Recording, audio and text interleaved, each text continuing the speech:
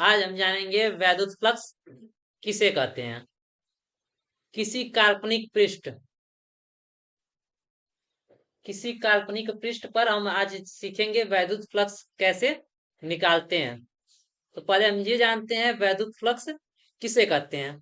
तो बताना है वैद्युत क्षेत्र में स्थित किसी काल्पनिक पृष्ठ किसी भी आकार का हो सकता है।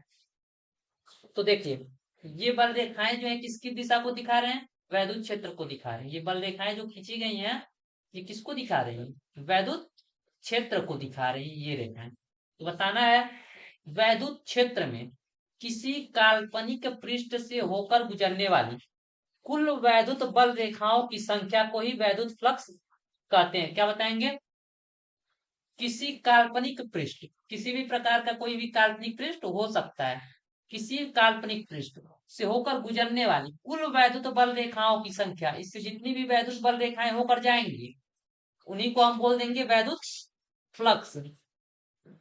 तो देखिए वैद्युत फ्लक्स हम कैसे ज्ञात करते हैं, और वैद्युत फ्लक्स को हम फाई ई से डिनोट करते हैं। किससे प्रदर्शित करते हैं, फाई ई से। सो वैद्युत फ्लक्स को हम किससे दिखाते हैं, फाई ई से। यदि इस काल्पनिक पृष्ठ की संपूर्ण क्षेत्रफल संपूर्ण क्षेत्रफल इस काल्पनिक पृष्ठ का ए हो तो हो जाएगा समाकलन ए बंद पृष्ठ। ये पृष्ठ कैसा होना चाहिए, काल्पनिक पृष्ठ बंद होना चाहिए। संपूर्ण पृष्ठ का क्षेत्रफल ले लेंगे और इसका समाकलन, समाकलन का मतलब क्या हो गया, ये जो हम लोग वैद्युत फ्लक्स का वैल्यू निकाल रहे हैं ये संपूर्ण पृष्ठ के लिए निकाल रहे हैं। Vector E into vector D A.